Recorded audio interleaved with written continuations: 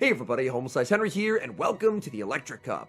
The last time Electric Cup was here, to put it kindly, it was not a fan-favorite meta, but today I'm here to argue that at least day one of this season's Electric Cup was honestly very fun. There's been a ton of move updates since the last time the Electric Cup was around, and as a result, there's way more neutral play this season than there ever was in seasons past. Today, I'm going to be showcasing the team that helped me win my first 8 games in the Electric Cup starting at 2800 elo, and it's a team built around Minun. Minun has great bulk, it has an amazing moveset with Quick Attack, Swift, and Grass Knot, and to me, it's one of the best Pokemon in this meta. So without further ado, let's hop into the matches, and in game number 1, we pick up a pretty nice lead, leading Minun into Alolan Graveler. Now, Alolan Graveler is a pretty common sight in this meta, as the rock throw damage is largely unresisted. However, Minun has really fast pacing, so I'm able to outpace the Graveler, threaten a Grass Knot, and then grab a shield with a Swift. Thanks to that bait, I'm now very much ahead. My opponent full sends the Stone Edge, I put up the shield, and now I immediately undertap the Grass Knot. Grass Knot lands, Graveler gets rocked, in comes Shadow Galvantula, but the speed of Minun is just absolutely terrifying in this meta. I'm already at the Swift, pressuring a shield, and now I can just bring in my own Galvantula into the mirror. A lot of trainers do choose to run Cross Poison on their Galvantula instead of Energy Ball. Me personally, I like to use Energy Ball just because I used it as a closer. If I ever led Galvantula, I would probably run Cross Poison Lunge just for the pacing, but since I'm using it as a closer, you see a lot more shields down scenarios, and that's where Energy Ball is very nice. In comes Lantern, I watch for the catch, opponent does not get it. Back in comes the Lantern, opponent sees the writing on the wall, and concedes the match. We move to game number 2, and we see this team's biggest core breaker, leading Minun into Rotom. I save switch into Belly Bolt, and my opponent is going to respond with Galvantula. Belly Bolt is another hidden star of this meta, as even though Belly Bolt's charge attacks are entirely resisted by this meta, Sucker Punch is just such a strong, fast move. This is a meta that doesn't really have a lot of bulk to it. So as Belly Bolt, a lot of the times, you can kind of just fast move through things and just buff up your defense and generally make life very uncomfortable for your opponents. In this scenario, I'm able to set up a really nice farm down for Minun. Minun has a terrible matchup into Rotom because Rotom does have the Ghost subtyping. However, Minun is very tanky, and Rotom is very glassy, so I'm more than happy to absorb the Ominous Wind, and now I can farm up to a Swift plus Grass Knot. Rotom is a very frail Pokemon. I'm expecting they cannot afford to call the bait, and now I'm able to just take the knockout or give my Galvantula a 2-0 shield advantage. Grass Knot is going to be shielded, in comes Galvantula, my opponent will fire off the Ominous Wind, and I'm always going to have to give up at least one shield. I'm going to look to overfarm, but I'm going to try and throw here on 10 Fury Cutters. This way, their 4th Astonish is not going to register, and I have a pretty healthy Galvantula for whatever they have in the back. In the back, they have Hisuian Electrode, and this game is over. Opponent sees the writing on the wall and concedes the match. We've got a very cool lead in the next match, leading Minun into a low kick Electivire. Now, I was used to Thundershock Electivire counts, which is 5-4 to the Ice Punch. Apparently, with low kick, it's 5-5, which means Minun will actually outpace because I have 5-4 pacing. This is quite nice, as that means I'm always going to be winning the lead or forcing my opponent to switch out. My opponent makes a very nice catch as they're able to absorb this Swift onto Pachirisu. I think Hyper Fang Pachirisu is a very smart pick for this meta. I'm going to rebank a Swift for later and then send in my bulky Electric type, which is the Belly Bolt. I'm going to be shielding up the first Hyper Fang. I know that I do survive it, but I'm counting on the fact that if I shield up and then boost up my defense, then I'm going to be a very difficult Pokemon to remove from the field of play. Parabolic Charge, basically going to do nothing to the Pachirisu. Pachirisu is going to return fire with a Hyper Fang. Hyper Fang not going to do much. My opponent reveals their final Pokemon is a Water Gun Lantern. And the good news is, because I've already boosted up my defense, my Belly Bolt can never be Water Gunned down. My opponent is going to have to throw energy. They shield up the Parabolic Charge. I'm farming up, trying to make it to a second Parabolic. That's going to force energy out of my opponent. Surf is going to take the knockout. I can bring back in Minun, go for the Grass Knot, and this will guarantee the knockout or pressure my opponent's final shield. They put up the shield. They are heavily investing in this Lantern. Lantern will go for another Surf. And you know what? I'm saving the final shield for Galvantula. I am very intentionally running the non-Shadow Galvantula, specifically for the Lantern matchup. My opponent actually ends up making a very nice catch of the lunge onto Pachirisu, so I will need to go for an undercharge and a farm down. But in the Lantern matchup, Galvantula is always going to be dealing 4 damage per Fury Cutter and taking 3 damage per Water Gun if you're the non-Shadow Galvantula. However, if you're the Shadow Galvantula, you deal the same amount of Fury Cutter damage, but you take 1 more damage per Water Gun, so that makes the Lantern matchup substantially worse. In this endgame, I know my opponent's switch locked, so I commit to the farm down, exit with the lunge loaded to KO Electivire, and take the win. We move to the next match, leading Minun into Shadow Luxray, running Hidden Power Ground. Now, on paper, this should be a terrible matchup for the Minun. However, I need to introduce you to the power and speed of Minun. If you have a high rank Minun, you win all even shield scenarios against Shadow Luxray. This Luxray is not going to throw a single charge attack. They're just committing to the farm down to not give me any free turns. However, even this doesn't work, as I'm able to make a third Swift with very little HP remaining, knock out the Luxray, taking down both shields and their Luxray, and I can't blame my opponent. They're going to immediately resign the match. We move to the next match, leading Minun into Shadow Galvantula. And based on that last game, you can see why I'm so high on Minun. The coverage is amazing, the speed is incredible, and the fact that it just straight up beats Hidden Power Crown Luxray is just absolutely absurd. Shadow Galv shields the first, I no shield calling the cross poison, and I'm able to make it to a second Swift. My opponent makes a very nice catch as they catch onto their own Minun. Now, I don't have a strong answer to a Minun, so I'm just going to do what I always do when I don't know what to do against an opposing save swap. I'm just going to bring in Belly Bolt and shield up the first. My opponent actually ends up full sending the Grass Knot, and that is so good for me. Now I can boost up my defense with Parabolic Charge, and Belly Bolt is going to be an absolute nuisance to remove from the field of play.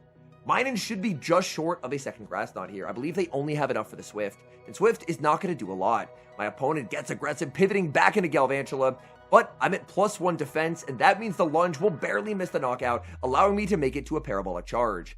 This Parabolic Charge is going to be no shielded by the Galvantula. I pivot into my own, and I'm able to get a full farm down. My opponent reveals their final Pokemon in the back is going to be Lantern. All I have to do is avoid a catch, and I have a pacing advantage and an energy head start. So at this point, my game plan is clear. I'm just never going to be throwing my Galvantula move. I am very content with my opponent just farming to a move and winning the game because I'm so confident they're going to try for the catch. They overfarm, there's the catch attempt, we were never going to throw that charge attack, back in comes the Lantern, and now we get to Energy Ball. Energy Ball takes down Lantern, and the win streak continues.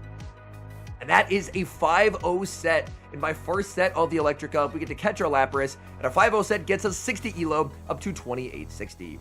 We move to set number 2, Minun into Graveler. This is a lead that we've seen, and this lead actually works out pretty nicely for the Minun. A high-rank Minun should always be able to make 3 Grass Knots in this matchup if they are the non-Shadow Graveler. However, I'm going for the Swift bait just because I wanted to try and save a little bit of energy. It doesn't seem like it's needed, but saving energy, never a bad thing when you're a Minun, because Minun's energy is always going to be universally useful. My opponent fires off the Rock Blast, I put up the shield, I baited once, I am not going to bait twice, and Grass Knot OHKOs the Graveler. My opponent now sends in Lantern, this is not an answer. If they're sending a Lantern into the Minun, then they're very weak to Minun in the back. So I bank a Grass Knot for later, and I send in Belly Bolt, because Belly Bolt doesn't really have any counters in this meta. Lantern fires off the Surf, they bring in Hisuian Electrode. This is probably the closest thing that Belly Bolt has to a counter in this meta. However, even though they double resist the electric moves, my Sucker Punches still hit for incredible damage. I've now buffed up my defense, that means Swift will not take the knockout, and I'm able to make it to another Parabolic Charge. Belly Bolt is just ridiculous. Parabolic is going to land, I bring in Galvantula, and I'm more than happy to no-shield the Swift, because I know that I have a Grass Knot banked on the Minun. They're going to send in Lantern, and at this point, their fate is sealed. Because Galv will always make the Energy Ball, this will pressure the final Protect shield, and the moment they do, it's combo play time. There's the shield, there's the combo play, sniping with the Grass Knot that we saved on Minun from earlier. Grass Knot KOs the Lantern. All that's left in the back is the very low health Electrode. Electrode will fire off a last second charge stack, but Minun can just shield up the Swift, get the quick attack down, and take the win. Hopping into the next match, leading Minun into Alolan Graveler, so back-to-back Alolan Graveler leads. Graveler was definitely the most common lead that I saw throughout my sets, and Minun just tanks these rock throws like an absolute champ. Again, I'm going to go for the Swift bait, a bit testing my luck here, but it is going to work out as my opponent does put up the shield. Minun not even below half HP as they're going to fire off energy. They go for the Rock Blast, I'll look to farm up, and then just full send the Grass Knot. My opponent's already shielded 1 bait. Are they willing to go down 2 shields? No, they are not. My opponent now sends in their own Belly Bolt. So my opponent, well aware of how strong Belly Bolt is, so this could get a little bit tricky. I'm just going to stay in with the Minun because as they try and farm down, I have a very high rank Minun, and I'm able to make not only a Swift, but a Grass Knot as well. Grass Knot lands, Belly Bolt now deep into the red. I'm going to bring in my own Belly Bolt and be hit with a Zap Cannon. Zap Cannon is an incredibly powerful attack, but I will be able to hang on and get that farm down. My opponent reveals their final Pokemon is Lantern, and I'm going to be sending in Galvantula. Galvantula goes for the Energy Ball, and an opponent finally gets a catch on me. That is really not ideal. That's a ton of energy down the drain. However, the good news is because I don't run the Shadow Galvantula, I still think that I can win this game. My opponent is just simply never going to be able to water gun me down. I can farm up a ton of energy, fire off the lunge, and after farming up a few more Fury Cutters, I have a guaranteed win condition by switching into the Belly Bolt. Now my opponent can just simply never farm enough to win the game. If they try and get close enough to where they can outpace the Galvantula, I make a move on the Parabolic Charge, and if they throw Suit enough so that I don't make the Parabolic Charge, I just make it to a second lunge. So even with losing an entire energy ball of energy, it doesn't matter, and we take the win. We move to the next match, and it's actually our same opponent from last game back to back. That's how bad queue times were. I got 2 sets done over the course of 2 entire hours, and in the second set, I ended up queuing the same opponent back to back. Since I baited him last time, I'm not going to bait him this time, and he will end up putting up the shield. That is a little bit unfortunate, but Minun looks like it does have enough HP, so that I should be able to make the triple Grass Knot and still be okay. Rock Blast will be shielded. I go for the Grass Knot, and he's going to make a very nice catch, as he's able to catch the Grass Knot onto Belly Bolt. That is definitely going to make life a little bit uncomfortable for me. I'm going to stay in with the Minun, bank up a ton of energy, and then bring in my own Belly Bolt. These sucker punches are shredding through my opponent's health bar. Zap Cannon is going to hurt, but I am going to let it through. Zap Cannon lands my Belly Bolt, now deep into the red HP. I commit to the farm down, and I get it, exiting with the Zap Cannon loaded. They bring in the Graveler. They do resist Zap Cannon, but they're going to pay a very heavy price if they no shield. Zap Cannon lands. I know I have a lot of energy stored on Minun, and because I just played them, I know they have a Lantern in the back. So I fire off the Swift. Swift is going to be no shielded. It's a simultaneous switch, Galvantula into the Water Gun Lantern. And this is just simply a pacing battle that Lantern can never win. Galvantula not down any energy will always be able to outpace. I go straight for the energy ball, and that is going to seal it. My opponent did the right thing there, calling the bait. Their only win con was that for some reason I didn't go straight energy ball, but we farm down Lantern, farm down the Graveler, and take the win. All good things must come to an end, so let's take a look at game number 9, where I finally took a loss in the Electric Cup. It's going to be a Graveler lead, the same thing that we saw before, but immediately I notice I'm taking a lot more damage from Rock Throw. This is when I learned that a very attack-weighted Alolan Graveler can actually get a Rock Throw breakpoint, meaning that I can no longer go triple Grass Knot in the 2s. I realized this too late, so unfortunately, I did not go for the Swift bait to start with, and now I'm actually in trouble. I fire off the Grass Knot, they double shield the Graveler, and I'm forced to pivot into the Belly Bolt. This is really not ideal. Belly Bolt is going to be taking some pretty solid damage from the Rock Blast, and my opponent's going to be sending out his Hisuian Electrode. Man, the fact that their Graveler is still very healthy is a pretty big problem, and I guess I don't have the highest defense stat possible on a Minun. Mine is 0, 10, 15, so maybe like the rank 1 Minun wouldn't be breakpointed there, but unfortunately, I am getting breakpointed, and that's a pretty big issue. Add to that the fact that my opponent gets a perfect farm down, I just fall short of the Parabolic Charge, and unfortunately, everything is falling apart in this game number 9. I bring in Galvantula, I can't get the farm down, they're just too far ahead on energy. I really have to hope it's something that I can one-shot in the back. In the back, it's their own Galvantula. I reach for the lunge, but I'm a very high-ranked Galvantula, so I will lose charge attack priority. My opponent is on Cross Poison, and that just does too much damage to me. I am going to fire off the lunge here, full charging it, but even if I undercharge, I'm just going to take too much Fury Cutter damage. My opponent still has the full health Graveler. Graveler farms me down, and unfortunately, we do lose that game due to getting breakpointed by a very attack-weighted Alolan Graveler. Hopping to the final match, we've got an opponent with some serious spice, leading Minun into Toxtricity. I have no idea what Toxtricity runs. I no shielded, assuming it was probably like a small move and Wild Charge, and it turns out it is a small move. It's just going to be Power Up Punch. I don't really know the pacing on this Mom, but it turns out they have the same pacing as me, so they're going to be winning charge attack priority once again. Power Up Punch, no shielded by the Minun. I'm going to be firing off the Swift, and if my opponent shields, it's Belly Bolt time. They do put up the shield, in comes Belly Bolt looking for the Sucker Punch, farm down, but Toxtricity hangs on, 1 HP remaining, and they're going to make a double boosted Power Up Punch. That Power Up Punch actually did quite a lot of damage, my opponent ensuring they get maximum value out of that ramped up Toxtricity. In comes the Hisuian Electrode. Not a great matchup for Belly Bolt, but I can buff up my defense and really make life uncomfortable for the Electrode. Electrode has to go for an Energy Ball. If they don't, then a Swift is just simply not going to KO. So I put up the shield calling the Energy Ball, but unfortunately they just go for the Swift. This can only be a Swift though, it's not enough energy for an Energy Ball, so I feel very comfortable banking a move and then sending in Minun. Minun is going to force energy out of my opponent, and I have a ton of energy stored on Belly Bolt for later on. That does not take the knockout. They get a small energy head start on Galvantula, and that could make life very, very tricky. The good news for me is that even though I'm down energy in the Galvantula mirror, we are both Galvantulas. We have absolutely no bulk to speak of, so my opponent can't ever really afford to no-shield.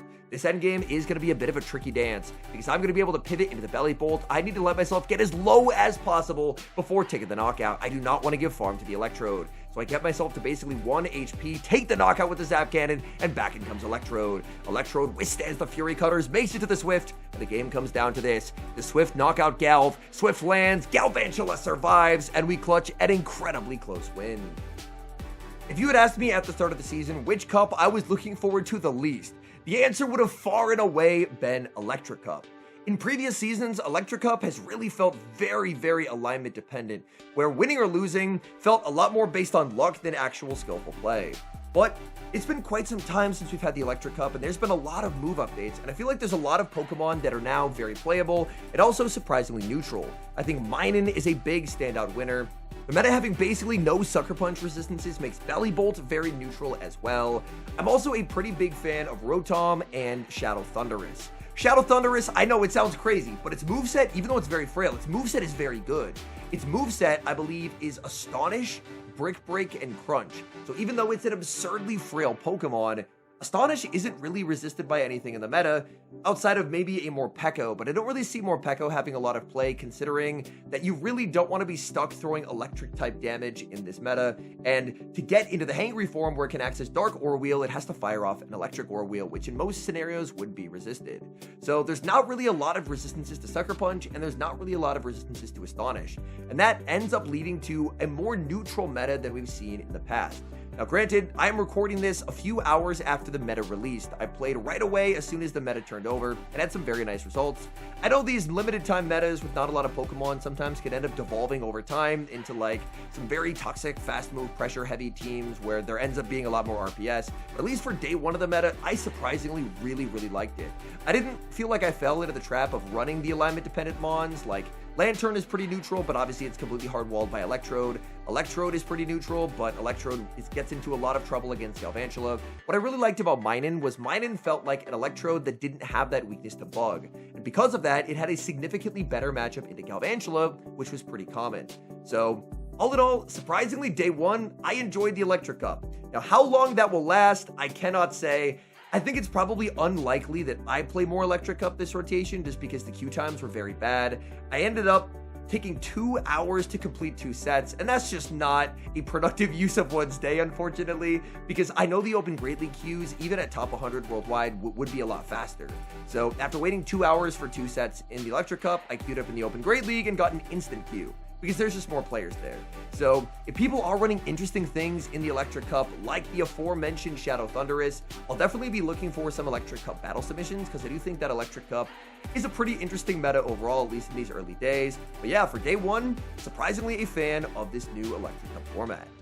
Anyways, thank you guys so much for watching. If you enjoyed watching today's video, please do help support the channel by leaving a like on the video, subscribe to the channel if you have not, and drop a comment. Let me know, are you playing the Open Great League right now? What are you running? And has it been working out for you? Are you seeing the results that you're hoping for? An extra special thank you, as always, to our channel members here on YouTube. The support you guys provide to the channel is so appreciated, so thank you guys oh so very much. And until next time, I've been HomeSliceHenry.